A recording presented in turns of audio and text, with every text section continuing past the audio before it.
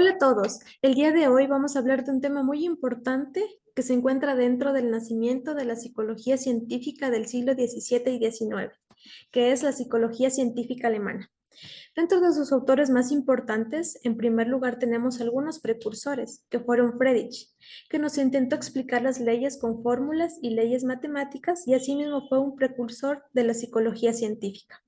Tenemos a Fechner, que creó la psicofísica midiendo la relación entre estímulos y sensaciones, y Helmholtz, que estudió la visión y la audición, mostrando que también los sentidos podrían investigarse científicamente. Posterior a esto tenemos la psicología experimental, liderada por Wilhelm Wundt, que como sabemos fundó el primer laboratorio de psicología en 1879 y hoy por hoy es considerado el padre de la psicología experimental. Wundt tuvo algunos críticos, que fue Ventrano, que nos habló acerca de la intencionalidad, defendió la idea de que todo acto mental es algo intencional. De la misma manera, Carl Stuff nos habla acerca de la percepción y nos da estudios acerca de la música y cómo esto influye en la Gestalt. Finalmente tenemos la consolidación-expansión. Tenemos a Ebbinghaus, que estudió la memoria y así investigó cómo ésta se relaciona con la curva del olvido. A Müller con la expansión de más laboratorios y psicología experimental, y finalmente Wolff desde el pensamiento, hablando acerca de la introspección experimental.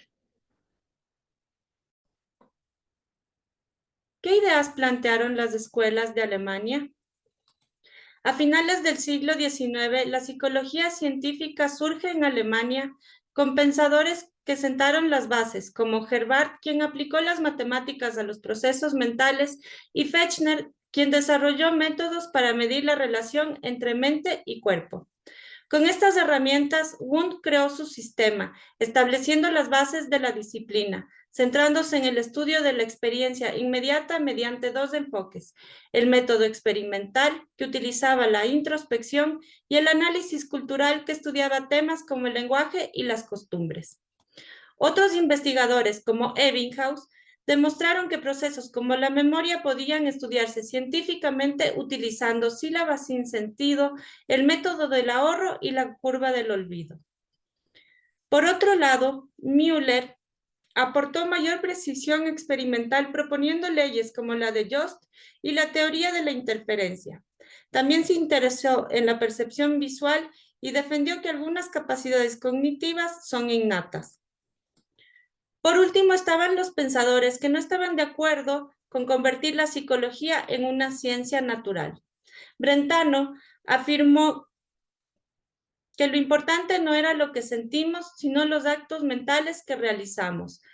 Dilthey propuso una psicología que entendiera la experiencia humana en su contexto y que no solo la explicara.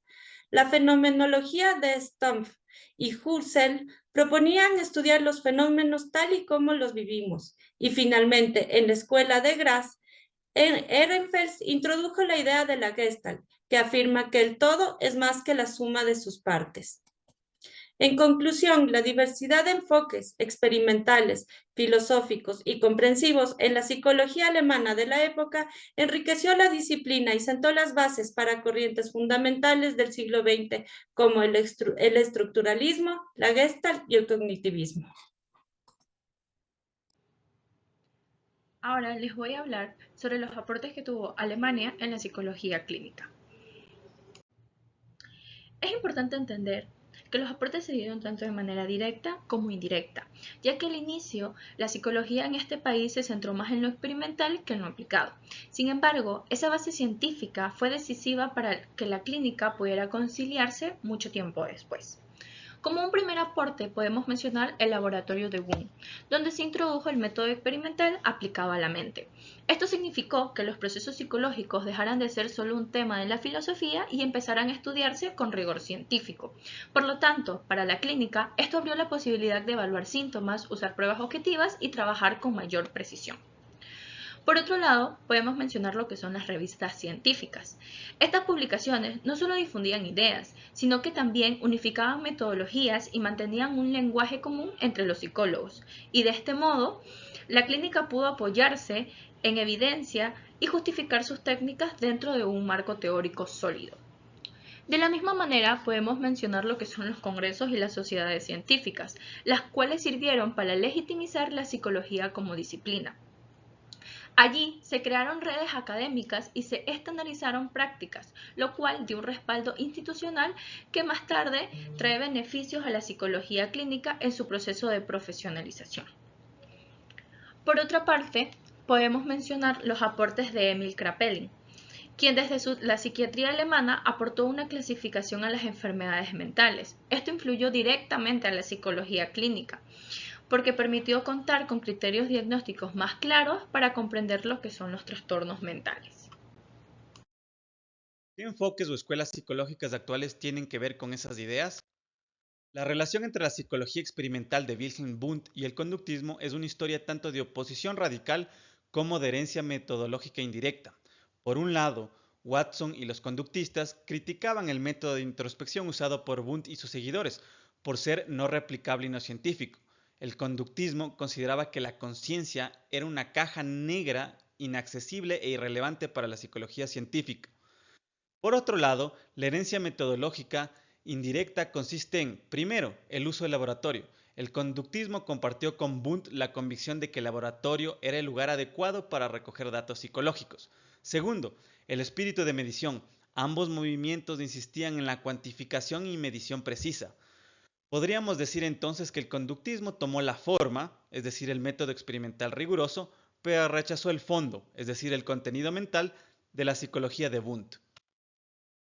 El trabajo de Hermann Ebbinghaus también fue muy influyente. Cualquier campo de la psicología que implique aprendizaje, memoria o metodología experimental tiene su huella. Así pues, Ebbinghaus es el padre de los diseños experimentales para estudiar procesos cognitivos. Demostrar que los procesos mentales superiores como la memoria son medibles y estudiables lo convierte en predecesor directo de la psicología cognitiva. Finalmente, la Gestalt, una terapia de corte fenomenológico existencialista usada hasta la actualidad, se sustenta parcialmente en el trabajo de Georg Müller. Dos de los fundadores más importantes de la psicología Gestalt, Wolfgang Köhler y Kurt Kofka, fueron estudiantes de doctorado de Müller en Göttingen.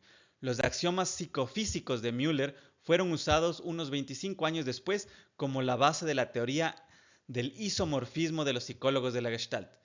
Muchas gracias por su atención. Pregunta 5.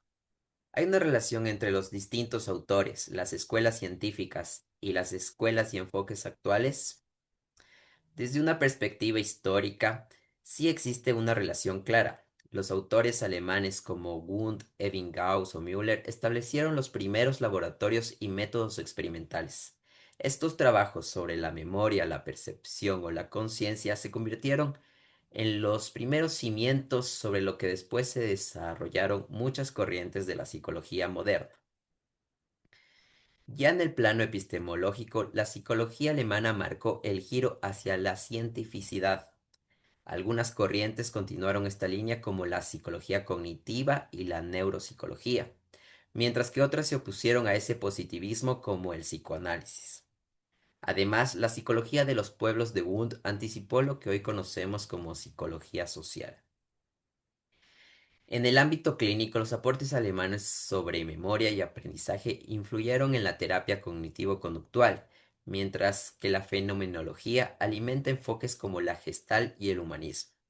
Desde una mirada crítica, la relación no es lineal, sino dialéctica. Algunas escuelas retomaron lo anterior, mientras que otras se opusieron o integraron diferentes elementos.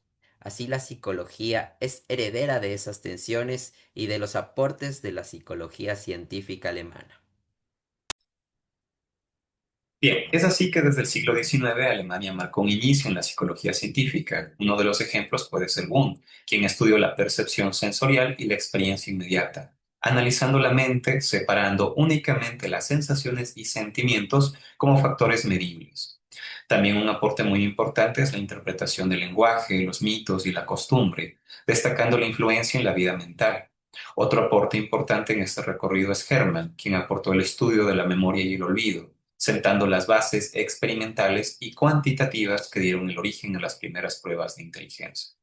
La institucionalización como disciplina también nos permitió crear estos avances para haber llegado al día de hoy. Por ejemplo, la creación de los laboratorios, uno muy importante, el de Leipzig, la unión de ciertas escuelas que permitieron crear esta publicación científica, como fueron las revistas, como son los congresos, que nos permiten tener debate y un aprendizaje completo. Estos avances son fundamentales para la psicología clínica, ya que proporcionan herramientas objetivas de evaluación y diagnóstico en esta práctica moderna, un contexto cultural, histórico y social del paciente.